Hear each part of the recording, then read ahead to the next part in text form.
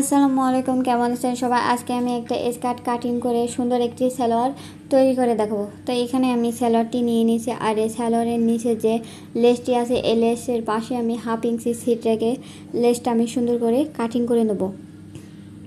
আর এখানে আমি সালোয়ারের মাপ নেব লম্বায় 25 ইঞ্চি আর মুহুরির নেব 5 ইঞ্চি।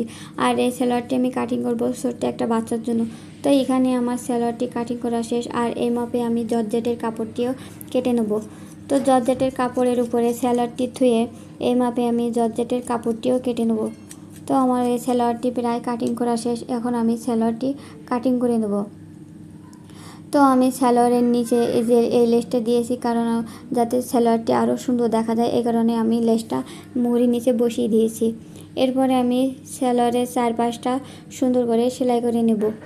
তো এই তো আমার সালোয়ারটি তৈরি হয়ে গেছে। আর এই ভিডিওটি কেমন হয়েছে অবশ্যই কমেন্টে বলে যাবেন। আর এরকম ভিডিও আবারও তৈরি করার জন্য চেষ্টা করব।